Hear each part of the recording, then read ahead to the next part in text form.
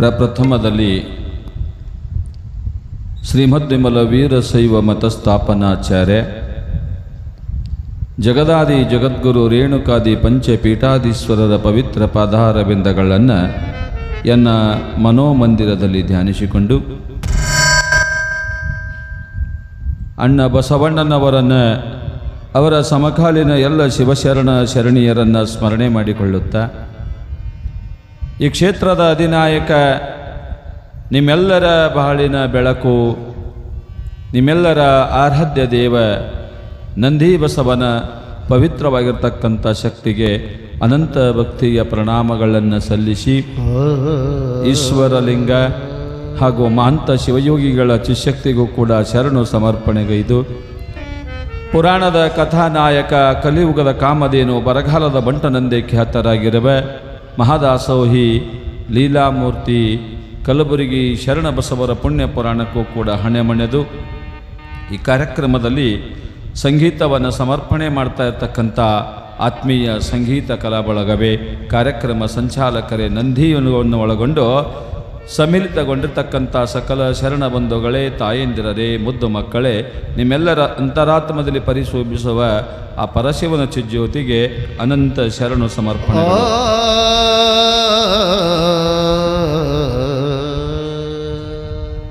6:15 ಬಂದೀವಿ, 8:00 ಪುರಾಣ ಚಾಲು ಆಗಕತ್ತದ. ಇವತ್ತು ಬೇಗ ಬರಕ್ಕೆ ಹೇಳಿದರು ಕಮಿಟಿಯವರೆಲ್ಲ. ಬಂದ್ವಿ, ಸಂಗೀತ ಪ್ರಾರಂಭ ಆಯಿತು. ನಮ್ಮದೊಂದಿಷ್ಟು ಎಲ್ಲರ ಜೊತೆ ಮೀಟಿಂಗ್ ಇತ್ತು, ಮಾಡಿದ್ವಿ. ಬಂದೇನೇನು ಪುರಾಣ ಚಾಲು ಮಾಡ್ಬೇಕನ್ನೋದ್ರಾಗ ಕರೆಂಟ್ ಪ್ರಾಬ್ಲಮ್ ಆಗಿಬಿಡ್ತು. ಹಂಗೆ ಸಮಸ್ಯೆ ಒಂದಲ್ಲ ಒಂದು ಶುಭಕ್ಕೆ ವಿಘ್ನ ಬರ್ತಾವೆ, ಅಶುಭಕ್ಕೆ ವಿಘ್ನ ಬರೋದಿಲ್ಲ. ಶುಭ ಕಾರ್ಯ ಮಾಡಬೇಕಾದ್ರೆ ಸಾವಿರ ವಿಘ್ನಗಳು ಬರ್ತಾ ಇರ್ತಾವಂತ. ಇವತ್ತಿನ ವಿಷಯ ಪ್ರಾರಂಭಕ್ಕೂ ಮೊದಲು ಭಕ್ತಿಯಿಂದ ಸ್ವಲ್ಪ ಸಮಯದಲ್ಲಿ ಶಿವನ ನಾಮಸ್ಮರಣೆಯನ್ನು ಮಾಡೋಣ. ಸಾಂಬ ಸದಾ ಶಿವ, ಸಾಂಬ ಸದಾ ಶಿವ,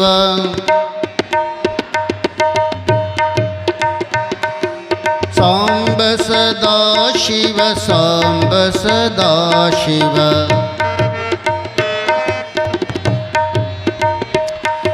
ಶ್ರೀ ಗುರು ರೇಣುಕಲಿಂಗಾಯ ನಮಃ.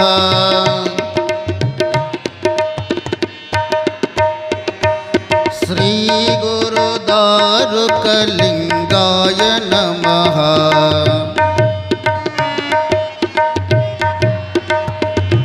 ಶ್ರೀ ಗುರು ವಿಶ್ವರಾಧ್ಯಾಯ ನಮಃ.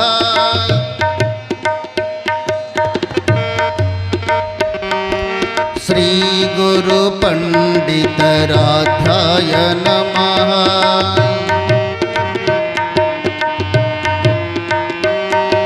ಶ್ರೀ ಗುರು ಶರಣ ಬಸವಾಯ ನಮಃ.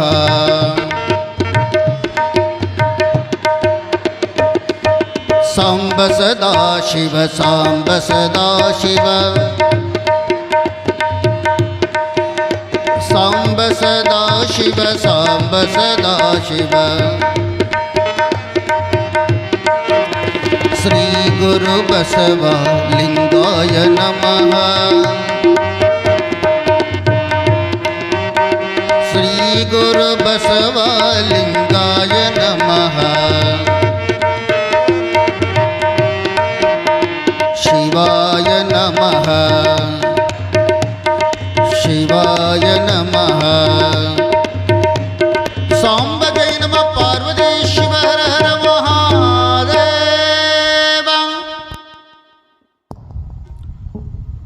ಮಹಾತ್ಮ ಶರಣಬಸವರ ಪುಣ್ಯ ಪುರಾಣದಲ್ಲಿ ಶರಣಬಸವ ಗುರುವಿನ ಹತ್ರ ವಿದ್ಯಾಭ್ಯಾಸ ಮಾಡ್ತಾ ಇದ್ದಾನೆ ಅನ್ನುವಂಥ ವಿಷಯ ತಾವು ಕೇಳುತ್ತಾ ಇದ್ದೀರಿ. ಕಲಕೇರಿಯ ಗುರು ಮರುಳಾರಾಧ್ಯ ಶಿವಾಚಾರ್ಯರ ಹತ್ತಿರ ವಿದ್ಯಾಭ್ಯಾಸವನ್ನು ಮಾಡ್ತಾ ಇದ್ದಾನೆ. 8 ವರ್ಷ ಪ್ರಾಯದವನಾಗಿರ್ತಕ್ಕಂಥ ಮಗುವಿಗೆ ಲಿಂಗ ದೀಕ್ಷೆಯನ್ನು ಕೊಡೋದಕ್ಕಾಗಿ ಗುರುಗಳ ಹತ್ರ ಕೇಳಿಕೊಂಡಿದ್ರು ಅನ್ನುವಂಥ ವಿಷಯ ನೀವೆಲ್ಲ ನಿನ್ನೆ ಕೇಳಿದ್ದೀರಿ. ಗುರುಗಳು ಬಹಳ ಸಡಗರ ಸಂಭ್ರಮದಿಂದ ಆ ಮಗುವಿಗೆ ಲಿಂಗ ದೀಕ್ಷೆಯನ್ನು ಮಾಡೋದಕ್ಕಾಗಿ ಮುಹೂರ್ತ ಇಟ್ಟಿದ್ದಾರೆ. ಆ ಶುಭ ಮುಹೂರ್ತದೊಳಗೆ ಆ ಮಗು ಶರಣಬಸವನಿಗೆ ಲಿಂಗ ದೀಕ್ಷಾ ಮಾಡೋದಕ್ಕೆ ಎಲ್ಲ ತಯಾರಿ ಮಾಡ್ಯಾರೆ. ದೀಕ್ಷೆ ಅನ್ನುವಂಥ 2 ಪದ. ದೀಕ್ಷೆ ದೀಕ್ಷಾ ಅಂತ ತಿಳ್ಕೊಂಡು ಏನು ಬರ್ತದಲ್ಲ, ದೀಕ್ಷಾ ಅನ್ನುವಂಥ ಎರಡು ಪದ ಏನದವ ಅಂತ ತಿಳ್ಕೊಂಡು ಕೇಳಿದ್ರೆ, ಧೀಯತೆ ಮಂತ್ರೋಪದೇಶ ಕ್ಷಯತೆ ಮಲತ್ರಯಂ ಅಂತ ತಿಳ್ಕೊಂಡು, ಗುರುವಿನಿಂದ ಯಾರು ಮಂತ್ರೋಪದೇಶವನ್ನು ತಗೋತಾ ಇದ್ದಾರೋ ಅವರ ಮಲತ್ರಯಗಳು ಕೂಡ ಸುಟ್ಟು ಹೋಗ್ತಾ ಇರ್ತಾವಂತ ತಿಳ್ಕೊಂಡು ಆ ಶ್ರುತಿ ಪುರಾಣ ವೇದ ಆಗಮದೊಳಗೆ ಎಲ್ಲ ಕಡೆ ಹೇಳ್ಕೊಂಡು ಬರ್ತಾ ಇರ್ತಾರೆ. ಹಂಗೆ ಗುರುವಿನಿಂದ ಉಪದೇಶ ಪಡ್ಕೊಳ್ಳೋಕೆ ಶರಣ ಬಸವ ಸಿದ್ಧನಾಗಿದ್ದಾನೆ. ಉಪದೇಶವನ್ನು ಕೊಡ್ತಾ ಇದ್ದಾರೆ ಗುರುಗಳು. ಪಂಚಾಚಾರ್ಯರ ಸಮ್ಮುಖದಲ್ಲಿ, ಊರ ದೈವದ ಸಮ್ಮುಖದಲ್ಲಿ ಶರಣ ಬಸವನಿಗೆ ಗುರುಲಿಂಗ ದೀಕ್ಷೆಯನ್ನು ಆತನಿಗೆ ಪ್ರಾಪ್ತ ಮಾಡಿಕೊಡ್ತಾ ಇರ್ತಾರೆ. ಆತನ ಮಸ್ತಕದ ಮೇಲೆ ಹಸ್ತ ಇಟ್ಟು ಕಿವಿಯಲ್ಲಿ ಮಂತ್ರೋಪದೇಶವನ್ನು ಮಾಡಿ ಶರಣ ಬಸವನಿಗೆ ಒಂದು ಹೊಸ ಜೀವನ ಬಂದಂಗಾಗ್ತದೆ. ದೀಕ್ಷೆ ಆದಾಗನ ನಿಜವಾಗಿ ನಾವು ಮನುಷ್ಯರಾಗಿ ಹುಟ್ಟಿದ್ದಕ್ಕೂ ಸಾರ್ಥಕತೆ ಆಗ್ತದೆ.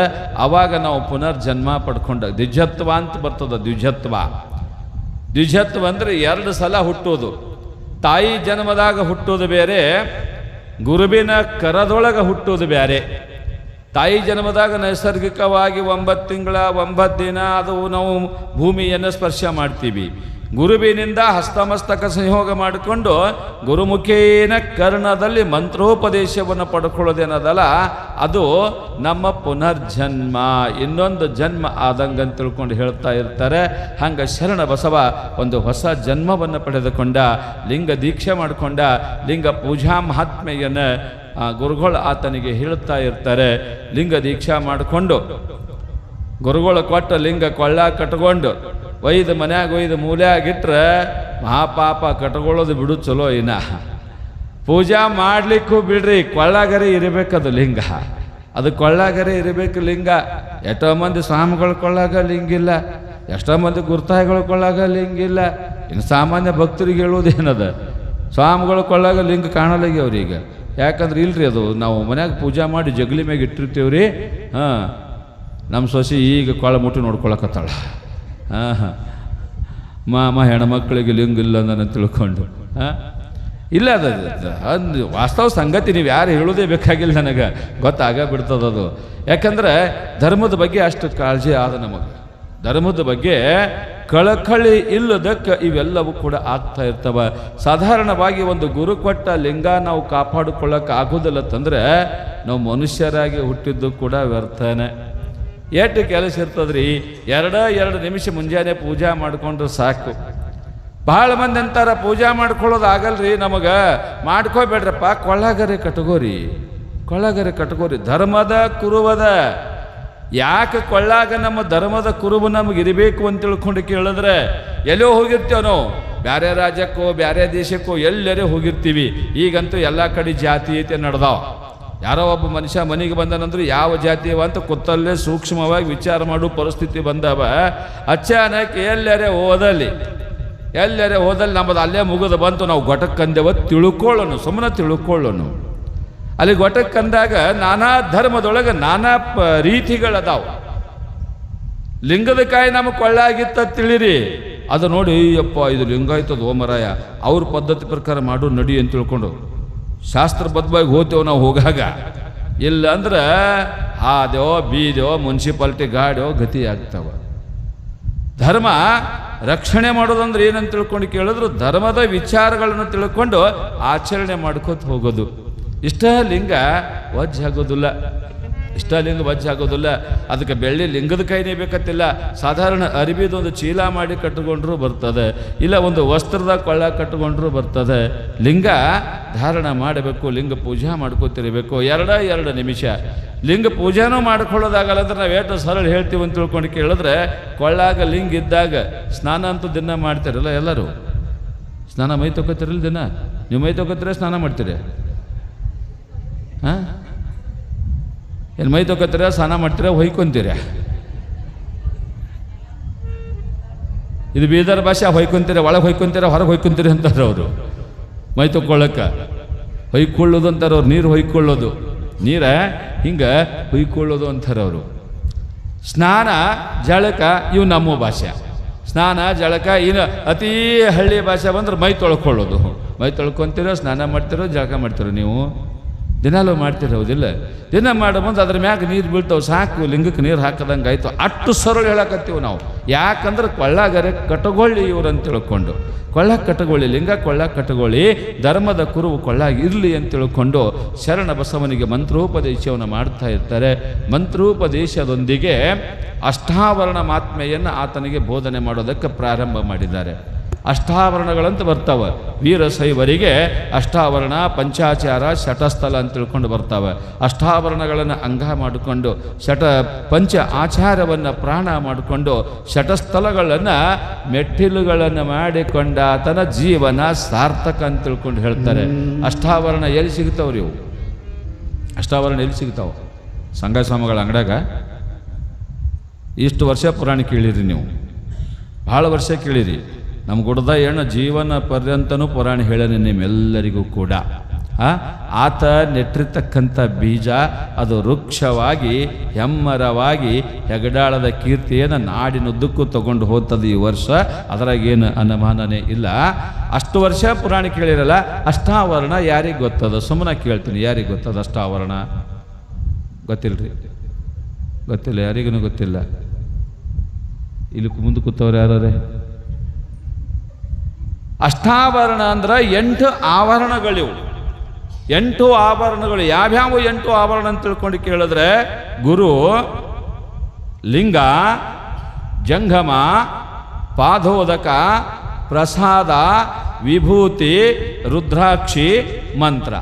ಇವು 8 ಆಭರಣಗಳಿವು. ಇದರೊಳಗೆ ಮೂರು ಭಾಗ. ಒಟ್ಟೆ ಗುರು, ಲಿಂಗ, ಜಂಗಮ ಅನ್ನುವ 3 ಪೂಜೆಯನ್ನು ಮಾಡಿಸಿಕೊಳ್ತಾವೆ. ಗುರುವಿಗೆ ಪಾದ ಪೂಜೆ ಮಾಡ್ತೀರಿ, ಲಿಂಗ ಪೂಜೆ ಮಾಡ್ತೀರಿ, ಜಂಗಮಗೆ ಪಾದ ಪೂಜೆ ಮಾಡ್ತೀರಿ. ಆಮೇಲೆ ವಿಭೂತಿ, ರುದ್ರಾಕ್ಷಿ, ಮಂತ್ರ, ಇವು 3 ಏನು ಅಂತ ತಿಳ್ಕೊಂಡು ಕೇಳಿದ್ರೆ ಪೂಜೆಗೆ ಬೇಕಾಗಿರ್ತಕ್ಕಂಥ ಪರಿಕರಗಳಿವು. ವಿಭೂತಿ ಬೇಕು, ರುದ್ರಾಕ್ಷಿ ಜಪ ಮಾಡ್ಲಿಕ್ಕೆ ಬೇಕು, ಮಂತ್ರ ಹೇಳೋದಕ್ಕೆ ಬೇಕು. ಇವು 3 ಪೂಜಾ ಮಾಡೋ ಪರಿಕರಗಳದಾವ. 3 ತಗೊಂಡು 3ಕ್ಕೆ ಪೂಜಾ ಮಾಡಿದಾಗ ಸಿಗವ್ ಯಾವ ನಮಗಂತ ತಿಳ್ಕೊಂಡು ಕೇಳಿದ್ರೆ 2 ಸಿಗ್ತಾವೆ. ಆ 2 ಯಾವ ಅಂತ ತಿಳ್ಕೊಂಡು ಕೇಳಿದ್ರೆ ಪಾದೋದಕ, ಪ್ರಸಾದ. ನಮ್ಮ ಗುರುವಿನಿಂದ, ಲಿಂಗದಿಂದ, ಜಂಗಮರಿಂದ ನಾವು ಪೂಜಾ ಮಾಡಿದಾಗ ನಮಗೆ ಸಿಗವೇನು ಅಂತ ತಿಳ್ಕೊಂಡು ಕೇಳಿದ್ರೆ ಪಾದೋದಕ, ಪ್ರಸಾದ ಅಂತ ತಿಳ್ಕೊಂಡು ಸಿಗ್ತಾ ಇರ್ತವೆ. ಇವು 8 ಆಭರಣಗಳು. ನೆನಪಿರಬೇಕು ನಿಮಗೆ ನೆನಪಿರಬೇಕು. ಇವು ನಮ್ಮವೇ ಅವ. ನಾವು ದಿನಾಲು ಇವನ್ನ ಅಳವಡಿಸಿಕೊಳ್ಳುವಂಥವ. ಗುರು, ಲಿಂಗ, ಜಂಗಮ, ವಿಭೂತಿ, ರುದ್ರಾಕ್ಷಿ, ಮಂತ್ರ, ಪಾದೋದಕ, ಪ್ರಸಾದ. ಯಾರು ಹೇಳ್ತೀರಿ ಈಗ? ಈ ಶಬ್ದ ಯಾರು ಹೇಳ್ತೀರಿ? ಎಲ್ಲರೂ ನನ್ನ ಜೋಡಿ ಹೇಳಿಬಿಡ್ರಿ. 8 ಆಭರಣಗಳು ಯಾವುವು ಅನ್ನೋದು. ಗುರು, ಗುರು, ಜೋರಾಗಿ ಹೇಳ್ರಿ. ಗುರು, ಲಿಂಗ. ನೀ ಯಾಕೆ ನಿನಗೆ ಬ್ಯಾಡ ಅಂದಿನೇನು?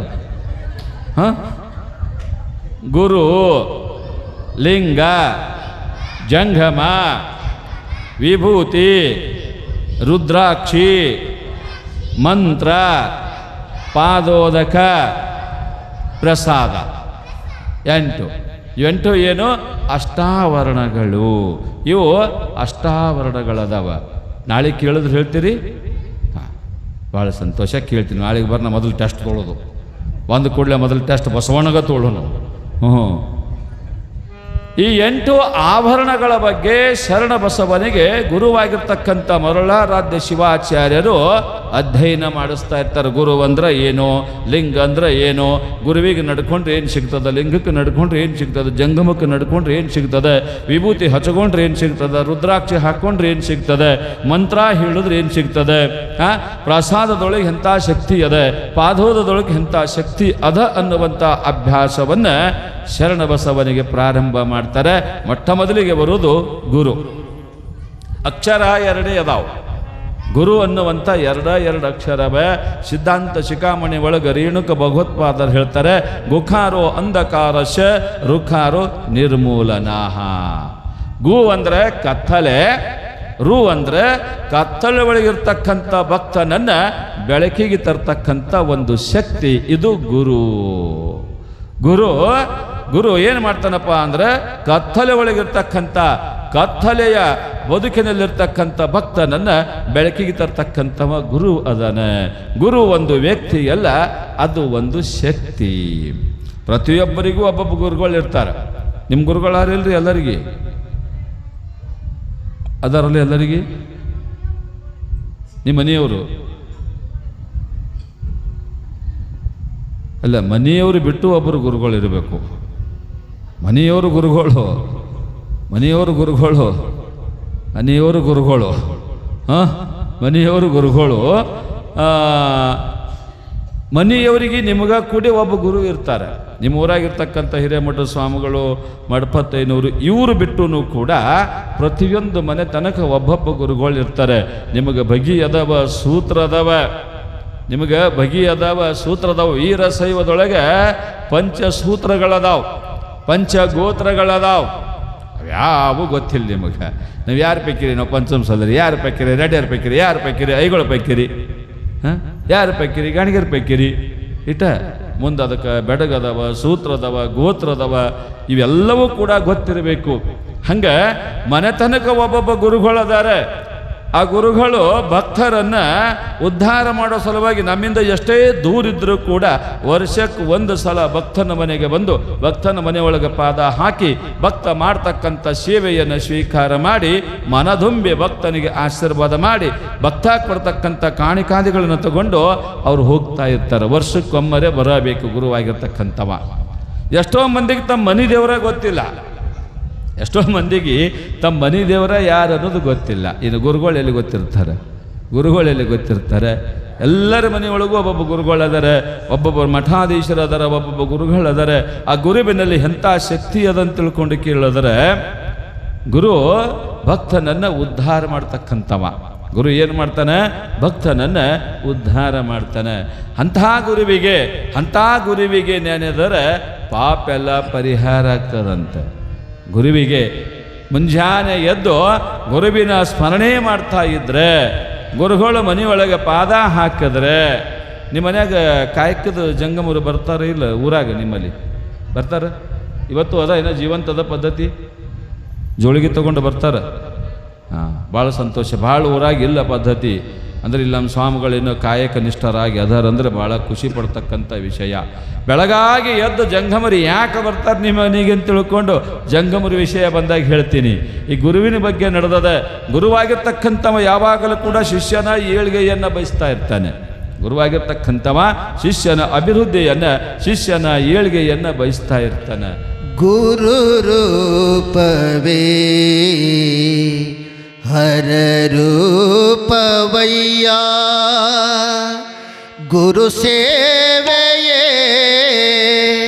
ಹರ ಸೇವೆಯಯ್ಯ. ಗುರುವೇ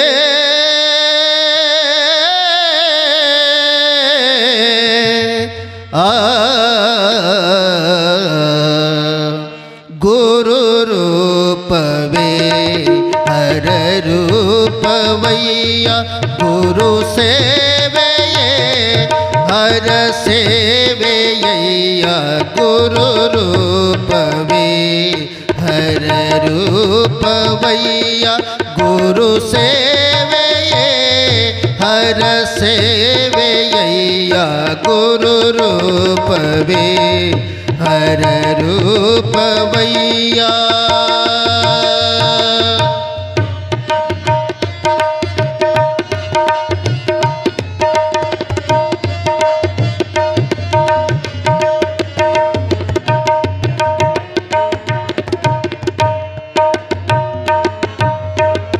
ಗುರು ಮುನಿದರೆ ಹರ ಮುನಿವನಯ್ಯ, ಗುರುವಲಿದರೆ ಹರ ನೋಲಿವನಯ್ಯ.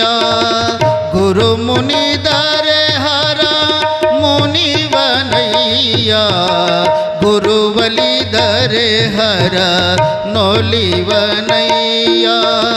ಗುರು ಮಠವೇ ನಿಜ ಕೈಲಾಸವಯ್ಯ, ಗುರು ಮಠವೇ ನಿಜ ಕೈಲಾಸವಯ್ಯ.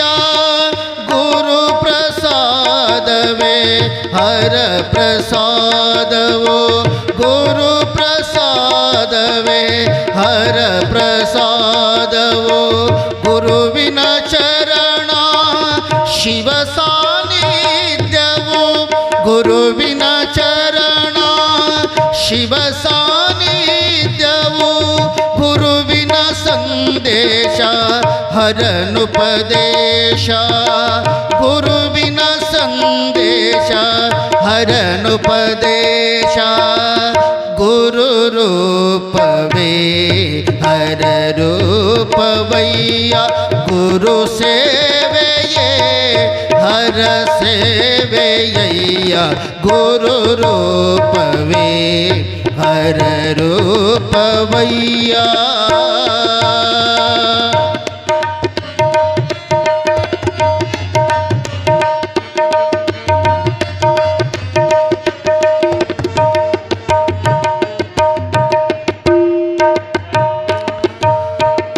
ಗುರು ಆಗಮನ ಹರನಾಗಮನ ಗುರು ಆಗಮನ ಹರನಾಗಮನ ಗುರುವಿನ ಕರುಣೆ ಹರನ ಕರುಣೆ ಗುರುವಿನ ಕರುಣೆ ಹರನ ಕರುಣೆ ಗುರು ಸರ್ವೋತ್ತಮ ಪರಮ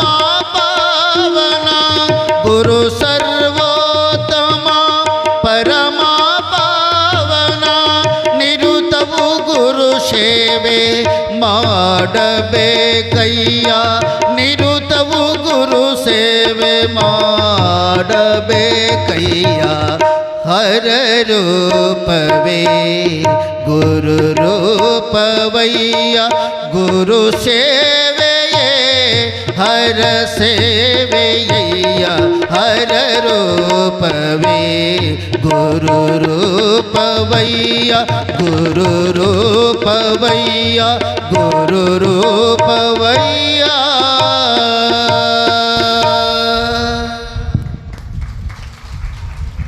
ಗುರು ಅಂದರೆ ಹರನ ಸ್ವರೂಪ ಅಂತ ತಿಳ್ಕೊಂಡು ಹೇಳ್ತಾ ಇರ್ತಾರೆ. ಅಂಥ ಗುರುವಿನ ಕರುಣೆಯಿಂದ ಜೀವನ ಪಾವನ ಮಾಡ್ಕೋಬೇಕು. ಆಗಿ ಹೋಗಿರ್ತಕ್ಕಂಥ ಪುಣ್ಯ ಪುರುಷರೆಲ್ಲರೂ ಹೇಳ್ತಾರೆ, ನಿಜಗುಣ ಶಿವಯೋಗಿಗಳು ಹೇಳ್ತಾರೆ, ಶ್ರೀ ಗುರು ವಚನೋಪದೇಶವನ್ನಾಲಿಸಿದಾಗಲಿ ಹೋದು ನರರಿಗೆ ಮುಕುತಿ. ಸಿದ್ಧಾಂತ ಶಿಖಾಮಣಿ ಒಳಗೆ ಹೇಳ್ತಾರೆ, ನ ಗುರೋರಧಿಕಂ ನ ಗುರೋರಧಿಕಂ ನ ಗುರೋರಧಿಕಂ ಶಿವಶಾಸನತ ಶಿವಶಾಸನತ ಶಿವಶಾಸನತ ಅಂತ ತಿಳ್ಕೊಂಡು ರೇಣುಕ ಭಗವತ್ಪಾದರು ಹೇಳ್ತಾರೆ. ಜಗತ್ತಿನೊಳಗೆ ಗುರುವಿಗಿಂತ ದೊಡ್ಡದಾಗಿರ್ತಕ್ಕಂಥ ವಸ್ತು ಇನ್ನೊಂದಿಲ್ಲ ಅಂತ ತಿಳ್ಕೊಂಡು ಹೇಳ್ತಾರೆ. ಅಂಥ ಗುರುವಿನ ಕರುಣೆಯನ್ನು ಯಾರು ಪಡ್ಕೊಂಡಿದ್ದಾರೋ ಅವರು ಭಾಗ್ಯವಂತರು. ಅವರು ಅನಂತ ರೀತಿಯ ನಿಧಿಯನ್ನು ಪಡ್ಕೊಂಡಂಗೆ. ಗುರುಗಳು ವರ್ಷಕ್ಕೊಂಬರ್ತಿರ್ತಾರೆ. ಎಂತಿಂಥ ಭಕ್ತರು ಅದರ ಜಗತ್ತಿನೊಳಗೆ ತಿಳ್ಕೊಂಡು ಕೇಳಿದ್ರೆ, ಒಬ್ಬ ಗುರುನಾಥ ನಾಡು ಸಂಚಾರ ಮಾಡ್ಕೊತ ವರ್ಷಿಗೊಮ್ಮೆ ಭಕ್ತರ ಮನೆಗೆ ಹೋಗಬೇಕು. ಭಕ್ತರ ಮನೆಗೆ ಬಂದನ ಒಂದೂರೊಳಗೆ ಬಹಳ ಬಡವನಾಗಿರ್ತಕ್ಕಂಥ ಭಕ್ತ ಆಗಿದ್ದ. ಬಹಳ ಬಡತನದ ಭಕ್ತ. ಎಷ್ಟು ಬಡತನ ಇತ್ತು ಅವನಿಗೊಂದು ತಿಳ್ಕೊಂಡು ಕೇಳಿದ್ರೆ, ಒಪ್ಪತ್ತಿನ ಊಟಕ್ಕೂ ಗತಿ ಇಲ್ಲದಂಥ ಪರಿಸ್ಥಿತಿ ಇತ್ತು. ಗುರುಗಳು ಬಂದಾರ, ಸುದ್ದಿ ಕಳಿಸಿದ್ರು ಅವನ ಮನೆಗೆ. ಮನೆ ಅಂದರೆ ಅರಮನೆ ಎಲ್ಲ ಹರಕಲು ಮುರುಕಲು ಮನೆ ಇತ್ತು. ಗುರುಗಳು ಬಂದು ಸುದ್ದಿ ಕೇಳಿರ್ತಕ್ಕಂಥ ವ್ಯಕ್ತಿ ತಡ ಮಾಡ್ದೇ ತನ್ನ ಹೆಂಡತಿಗೆ ಹೇಳ್ತಾನೆ, ನೋಡು ಗುರುನಾಥ ಬಂದಾರ, ನಮ್ಮ ಮನೆಗೆ ಭಾಗ್ಯದ ಲಕ್ಷ್ಮಿ ಬಂದಂಗಾಗ್ಯದ, ಗುರುಗಳು ಬರಾಕತ್ತಾರೆ. ಆ ಬರ್ತಕ್ಕಂಥ ಗುರುವಿಗೆ ತಕ್ಕ ಮಟ್ಟಿಗೆ ಅವರಿಗೆ ಆದ ಉಪಚಾರವನ್ನು ಮಾಡಿ ಅವರ ಆಶೀರ್ವಾದ ಪಡ್ಕೊಳ್ಳೋನು. ಆಯ್ತು ರೀ ಅಂದಳು. ಭಾಳ ಭಕ್ತಿವಂತರಿದ್ರು ಶಕ್ತಿನ ಇರಲಿಲ್ಲ. ಆಯಿತು ಅಂತ ತಿಳ್ಕೊಂಡು ಗಂಡ ಹೋಗಿ ಗುರುಗಳನ್ನು ಮನೆಗೆ ಬರಮಾಡಿಕೊಂಡ. ಬಾಗಿಲೊಳಗನ ನೀರು ಹಾಕಿ, ಹೆಂಗೆ ನಮಗೆ ದಿನಾಲೂ ನೀರು ಹಾಕಿ ಒಳಗೆ ಕರ್ಕೋತಿರಲ್ಲ ಆ ಥರ ನೀರು ಹಾಕಿ ಆರತಿ ಮಾಡಿ ಅವರನ್ನು ಒಳಗೆ ಬರಮಾಡಿಕೊಂಡ್ರು. ಒಳಗಡೆ ಬರಮಾಡಿಕೊಂಡಿರೋ ಪ್ರಶಸ್ತಿ ಒಳಗೆ ಅವರಿಗೆ ಸ್ನಾನಕ್ಕೆ ವ್ಯವಸ್ಥೆ ಮಾಡ್ಯಾರೆ. ಸ್ನಾನ, ಇಷ್ಟಲಿಂಗ ಪೂಜಾ. ಗಂಡ ಇಷ್ಟಲಿಂಗ ಪೂಜಾ ಸ್ನಾನದ ವ್ಯವಸ್ಥೆ ಮಾಡ್ಲಕತ್ತಾನ. ಹೆಣ್ಮಗಳಿಗೆ ಚಿಂತೇನು? ಗುರುಗಳ ಗದಿಗೆ ಮ್ಯಾಗ ಮುಕ್ಕುತ್ತು ಪೂಜಾ ಮುಗಿದು ಕೂಡಲೇ ಪ್ರಸಾದ ಎಡಿ ಹಚ್ಚಬೇಕು. ಮಾಡಬೇಕು ಅಂತ ಮನೆಯೆಲ್ಲ ಹುಡುಕಿ ಆಡಿದ್ರೆ ಒಂದು ಮುಟ್ಟಿಗೆ ಹಿಟ್ಟಿಲ್ಲ, ಒಂದು ಮುಟ್ಟಿಗೆ ಕಾಳಿಲ್ಲ. ಗಂಡಗಂತಾಳೆ, ರೀ ಭಗವಂತ ಎಂಥ ಕಾಲ್ ತಂದನ ನಮಗ, ಭಗವಂತ ಎಂಥ ಪರಿಸ್ಥಿತಿ ತಂದನ. ಮನೆಗೆ ಬಂದ ಗುರುವಿಗೆ ಉಣಬಡಿಸುವ ತಾಕತ್ತು ಕೂಡ ಇಲ್ದಂತ ಕೆಟ್ಟ ಪರಿಸ್ಥಿತಿ ಕೊಟ್ಟನಲ್ರಿ ಭಗವಂತ ನಮಗ. ನಾವು ಯಾಕರೆ ಬದುಕಬೇಕು, ಯಾಕರೆ ಬದುಕಬೇಕು? ಹೆಣ್ತಂತಾಳೆ, ನೋಡ್ರಿ ಎಲ್ಲರೇ ಅಕ್ಕಪಕ್ಕದ ಮನ್ಯಾಗ ಒಂದಿಟ್ಟು ಸಾಲ ತಗೊಂಬರಿ, ಅಕ್ಕಪಕ್ಕದ ಮನ್ಯಾಗ ಹೋಗಿ ಒಂದಿಟ್ಟು ಸಾಲ ತಗೊಂಬರಿ, ಗುರುಗಳಿಗೆ ತೃಪ್ತಿಪಡಿಸಿ ಕಳಿಸೋನು. ಗಂಡ ಅಂತಾನೆ, ಗುರುಗಳು ನಮ್ಮ ಮನೆಗೆ ಬಂದಾರೆ, ನಮ್ಮ ಕುಲಗುರುಗಳರೆ, ನಮ್ಮ ಗುರುಗಳು ನಮ್ಮ ಮನೆಗೆ ಬಂದಾಗ ನಮಗೆ ಅವ್ರಿಗೆ ಊಟಕ್ಕೆ ಬಡಿಸೋಷ್ಟು ತಾಕತ್ತು ಇಲ್ಲ ಅಂತ ಇನ್ನೊಬ್ಬರಿಗೆ ಗೊತ್ತಾದ್ರೆ ನಮಗೆ ಅವಮಾನ ಅಲ್ಲಲೇ, ನಮ್ಮ ಗುರುವಿಗೆ ಅವಮಾನ ಆದಂಗೆ ಆಗ್ತದೆ. ಅವಮಾನ ನಮಗಲ್ಲ, ನಮ್ಮ ಗುರುವಿಗೆ ಅವಮಾನ ಆಗ್ತದೆ. ಅದಕ್ಕೆ ನೀ ಏನೂ ವಿಚಾರ ಮಾಡಬೇಡ, ಒಟ್ಟು ಹುಡುಕ್ಯಾಡ ಮನ್ಯಾಗ ಎಲ್ಲ ಗಡಿಗೆ ಬಡಿಗೆ ಏನದ ಎಲ್ಲನೂ ಹುಡುಕ್ಯಾಡು, ನಿನ್ನ ಕೈಗೆ ಏನು ಸಿಗುತ್ತದ ಅದರಲ್ಲೇನೆ ಪ್ರಸಾದ ಮಾಡಿ ಬಡಿಸು. ಇರೋದಕ್ಕಿಟ್ಟು ಮನಿ ಎಷ್ಟು ಹುಡುಕಾಡ್ಬೇಕು ನಮಗಳಕ್ಕಿ? ಇಲ್ಲೇನು ಅರಮನೆ ಅಲ್ಲ ಏನಲ್ಲ, ಇರೋದೊಂದು 2-3 ಕೋಲಿ ಮನೆ ಇತ್ತು. ಹೋಗಿ ಮತ್ತೊಮ್ಮ ಮಗದಮ್ಮ ಗಡಿಗೆ ಹಂಡೆ ಪಂಡೆ ಎಲ್ಲ ಹುಡುಕಾಡೋದ್ರೊಳಗೆ ಈಕಿ ಕೈಗೆ ಸಿಕ್ತು ಏನು ಅಂತ ತಿಳ್ಕೊಂಡು ಕೇಳಿದ್ರೆ ಒಂದಿಷ್ಟು ಒಣ ಮೆಣಸಿಕಾಯಿ ಸಿಕ್ಕು. ಒಣ ಮೆಣಸಿಕಾಯಿ ಭಾಳ ಚಲೋ ಆಯ್ತು ಅಂದಳಕಿ.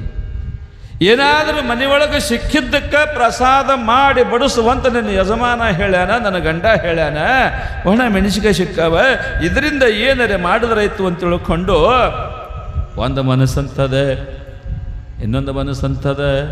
ಏ ಹುಚ್ಚು ಕೋಡಿ, ವರ್ಷಕ್ಕೊಮ್ಮ ಗುರು ಬರವ, ಬಂದಿರತಕ್ಕಂಥ ಗುರುವಿಗೆ ಈ ಬೆಂಕಿಯಾಗಿರ್ತಕ್ಕಂಥ ಮೆಣಸಿಕಾಯಾಗಿ ಏನು ಮಾಡಿ ಕೊಡ್ತಿ? ತನ್ನ ಮನಸ್ಸೊಳಗೆ ನಡೆದದ.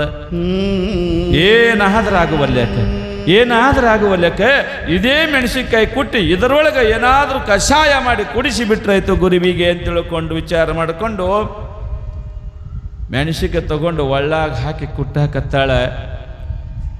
ಒಳ್ಳಾಗ ಹಾಕಿ ಕುಡ್ತಾ ಇದ್ದಾಳೆ. ಕುಟ್ಟುವಾಗ ಕಣ್ಣೀರು ಧಾರಾಕಾರಾಗಿ ಹರಿಯಾಕತ್ತಾವ.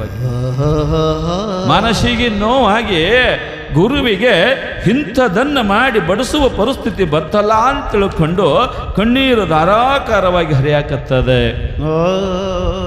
ಹಾಗೆ ಮತ್ತೇನಾದ್ರೂ ಮಾಡಿ ಕುಡಿಬೇಕಲ್ಲ, ಗುರುಗಳು ಪೂಜಾ ಕೂತಾರೆ, ಪೂಜಾ ನಡೆದದೆ. ಆ ಕುಟ್ಟಿದ ಮೆಣಸಿಗೆ ತಗೊಂಡು ಬೇಷಾಗಿ ಅದನ್ನು ಕುದಿಸಿ ಕಷಾಯ ಮಾಡ್ಯಾಳೆ. ಗುರುಗಳ ಪೂಜಾ ಮುಗೀತು ಅನ್ನೋದ್ರೊಳಗನ ದೊಡ್ಡ ಒಂದು ಗಂಗಾಳದೊಳಗೆ ಒಯ್ದು ಕಷಾಯ ಬಡಿಸಿದಾಳೆ.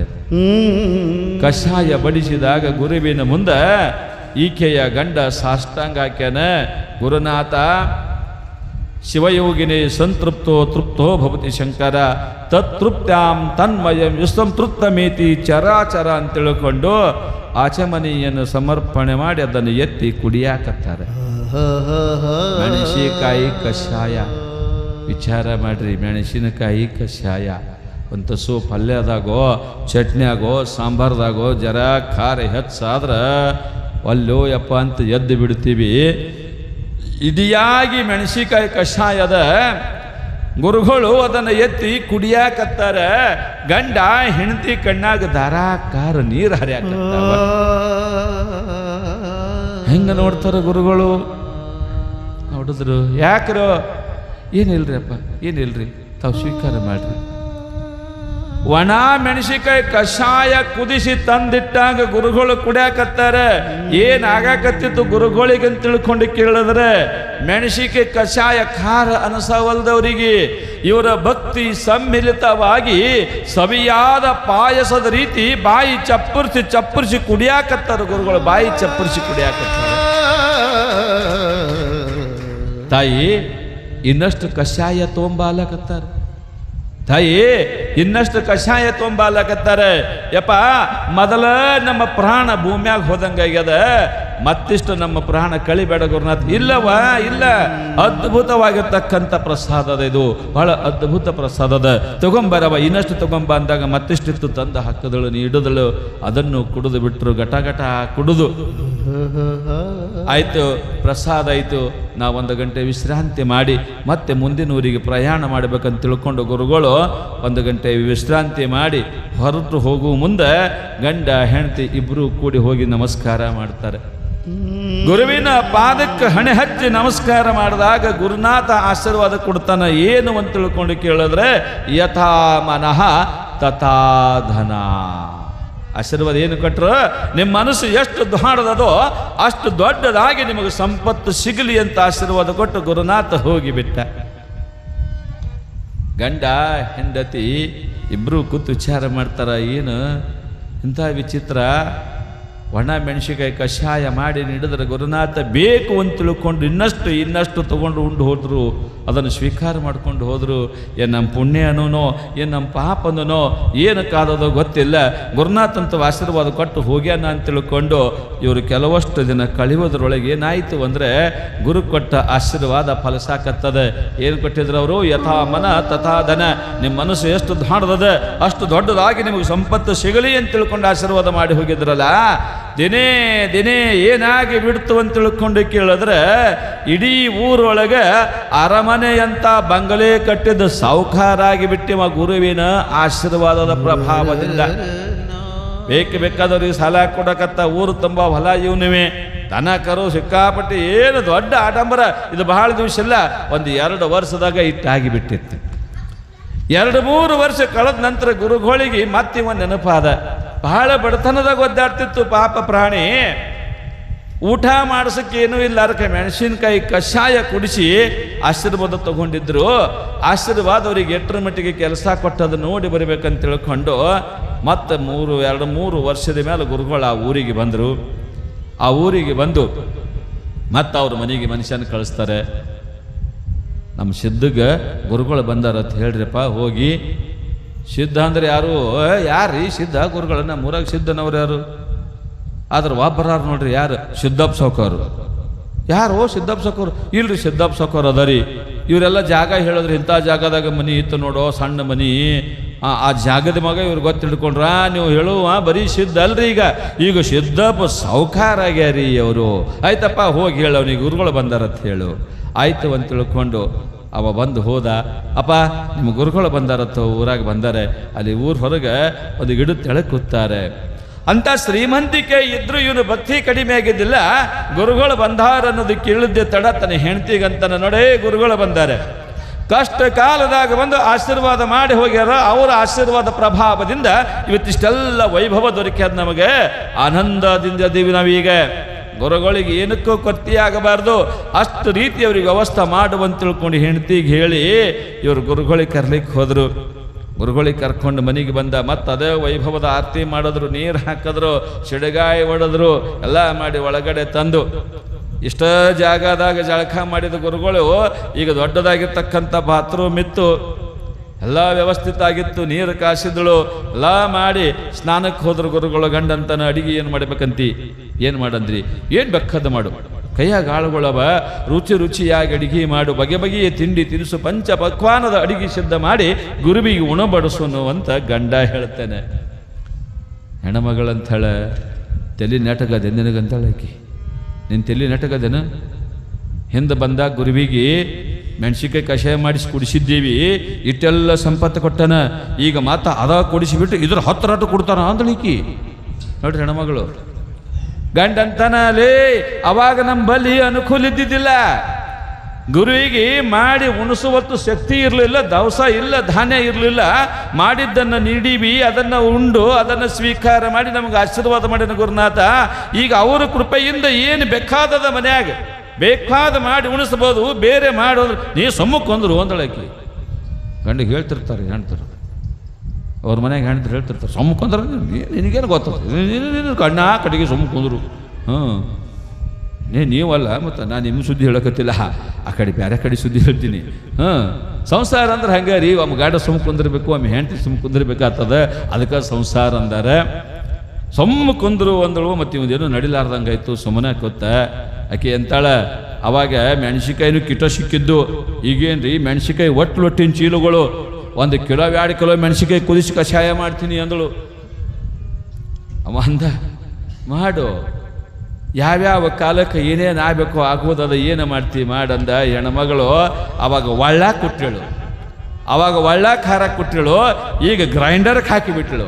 ಸ್ವಯಂತ 10 ಮಿನಿಟ್ನಾಗ ಮೆಣಸಿಕಾಯಿ ಪುಡಿಯಾಗಿ ಬಂದು ಬಿಡ್ತು. ಈಕಿ ಒಂದು ದೊಡ್ಡ ಬೊಗೋಣಿ ಇಟ್ಟು ಕಿಶಂದ್ರ ಕುದಿಸಿದಳು. ಕೊತ ಕೊತ ಕೊತ ಕುದಿತಾ ಇತ್ತು. ಗುರುಗಳ ಪೂಜಾ ನಡೆದಿತ್ತು. ಗುರುಗಳ ಪೂಜಾ ನಡೆದದೆ. ಪೂಜಾ ಮುಗಿದು ಪ್ರಸಾದ ತಟ್ಟಿ ಹಚ್ಚರೆಮ್ಮ ಅಂದಾಗ ಮತ್ತು 5 ಪ್ರಸಾದ ತಟ್ಟಿ ಹಚ್ಚಾಳ. ಈಕಿ ತಗೊಂಡು ಹೋದಳು. ತಗೊಂಡು ಹೋಗಿ ಗುರುಗಳಿಗೆ ಅದೇ ಕಷಾಯ ನೀಡ್ತಾಳೆ. ಇದೇ ಕಷಾಯ ಆವಾಗ ಗುರುಗಳು ಕುಡಿಲಾಕತ್ತಾಗ ಏನಾಗಿತ್ತು ಅಂದ್ರೆ ಅವ್ರ ಗಂಟಲೊಳಗೆ ಅಮೃತವಾಗಿ ಹೋಗ್ತಾ ಇತ್ತು. ಯಾಕಂದ್ರೆ ಅದರ ಹಿಂದೆ ಭಕ್ತಿ ಅಡಗಿತ್ತು. ಈಗ ಕುಡಿಬೇಕಂತ ಗುರುಗಳು ಎತ್ತಾಕತ್ತಿದಾರ. ಗಂಟಲೊಳಗೆ ಬೆಂಕಿ ಹತ್ತದಂಗೆ ಆಗಕತ್ತದೆ. ಗಂಟಲೊಳಗೆ ಬೆಂಕಿ ಹತ್ತದಂಗೆ ಆಗಕತ್ತದೆ.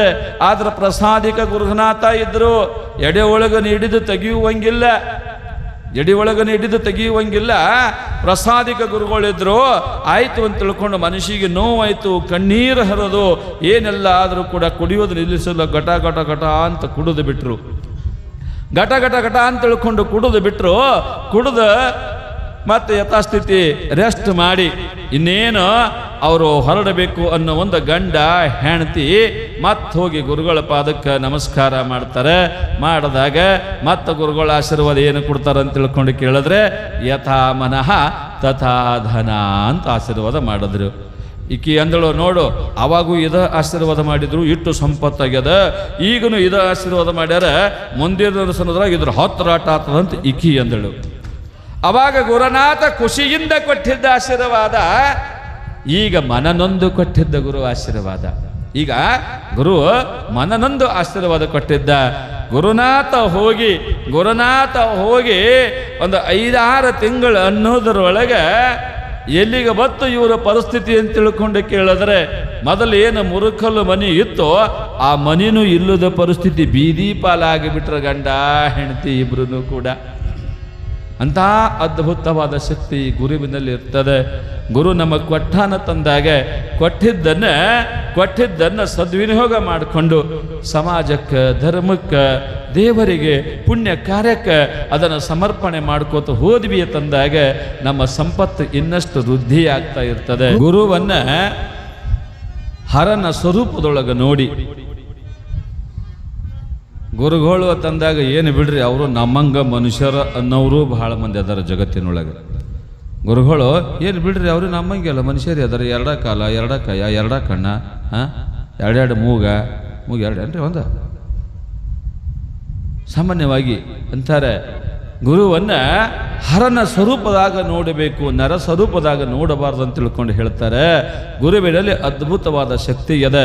ಒಮ್ಮ ಗುರು ಅಂತಃಕರಣ ಪೂರಿತವಾಗಿ ಮನದುಂಬಿ ಆಶೀರ್ವಾದ ಮಾಡದ ತಂದ್ರೆ ನಮ್ಮ ಜನ್ಮ ಪಾವನಾಗುತ್ತದೆ.